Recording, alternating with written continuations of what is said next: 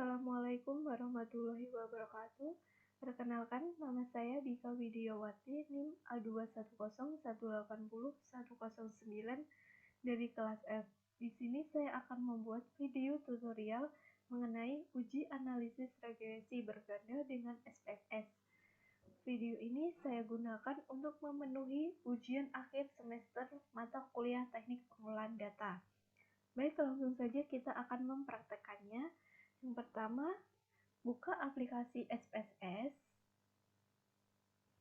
Begini tampilannya. Lalu kita akan masukkan data. Nah, sebelumnya saya sudah mempunyai data penelitian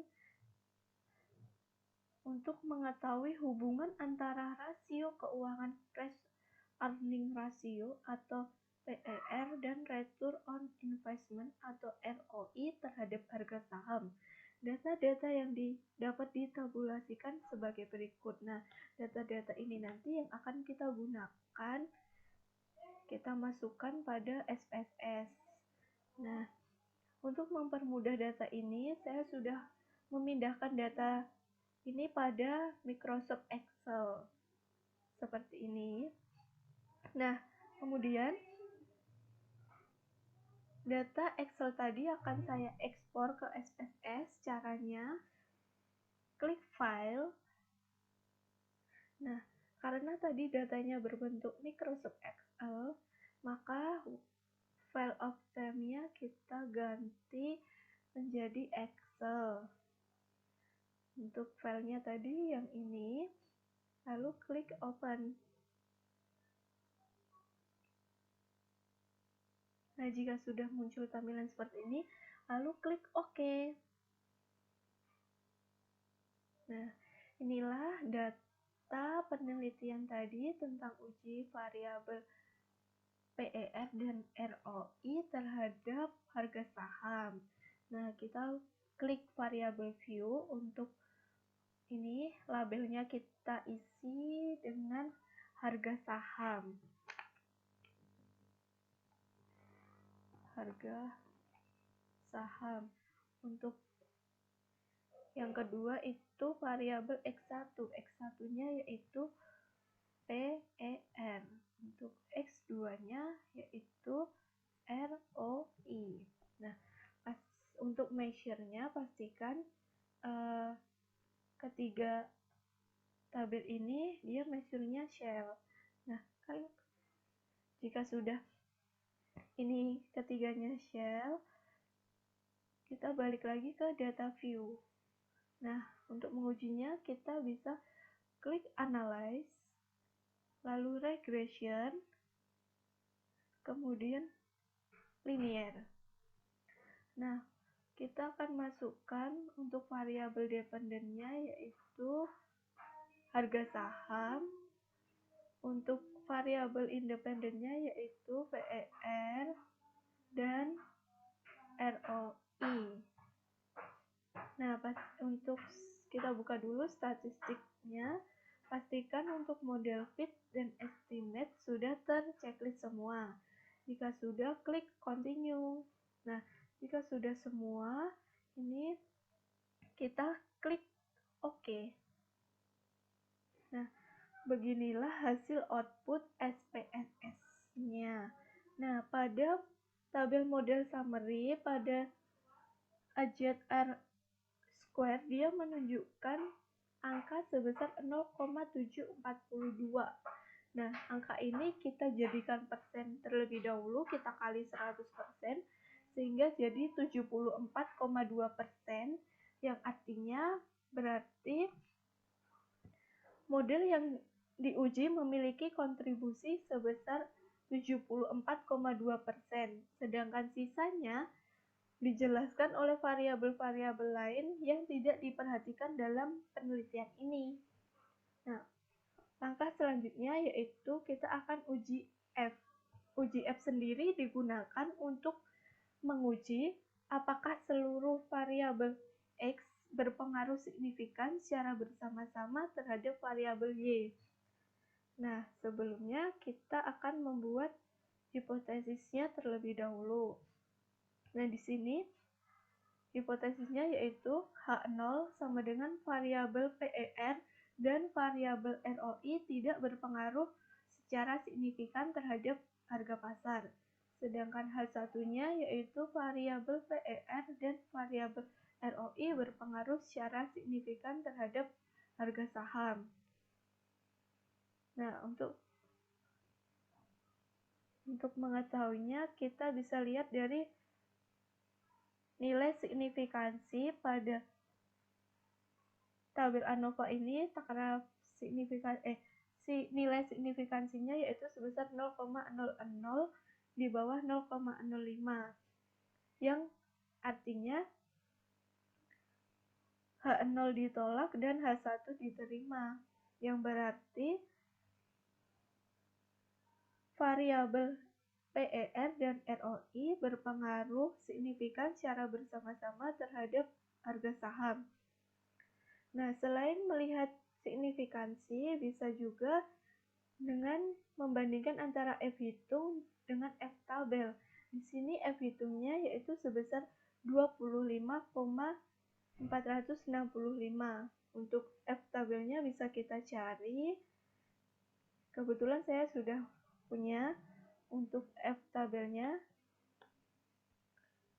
yaitu ini.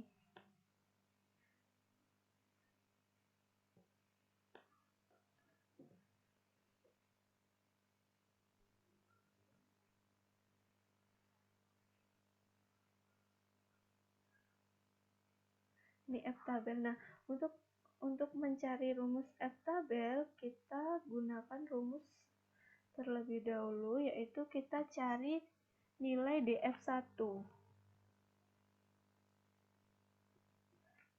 DF1 rumusnya yaitu K dikurangi 1. K adalah jumlah variabel yang kita uji tadi, yaitu sebanyak 3 dikurangi 1 sama dengan 2.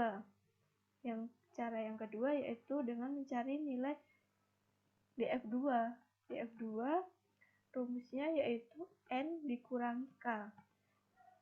N adalah jumlah responden yang kita uji, yaitu tadi sebanyak 18 dikurangi 3 sama dengan 15. Nah, kita cari di F tabel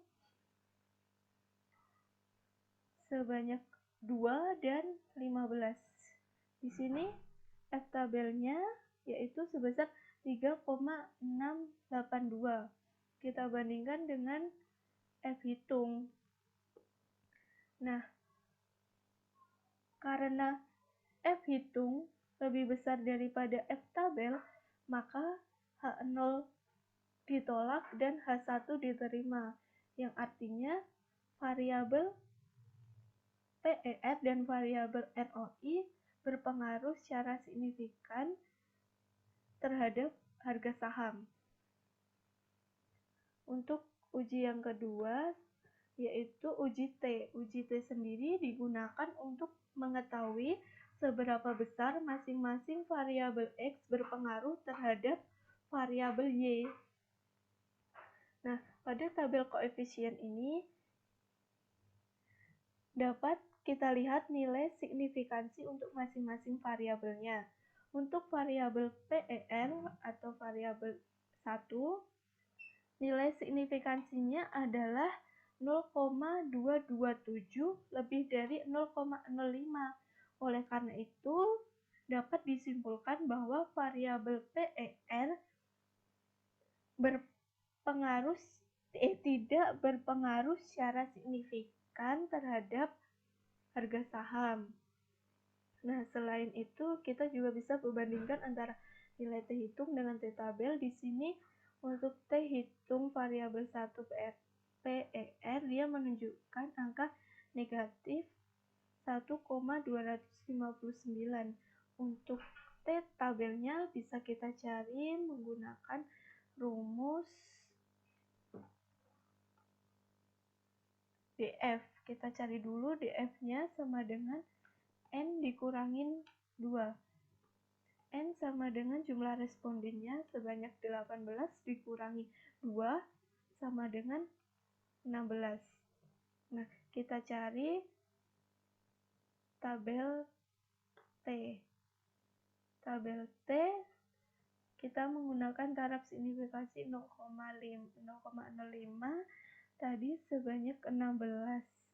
Nah, di sini berarti nilai T tabelnya sebesar 1,74588. Kita bandingkan dengan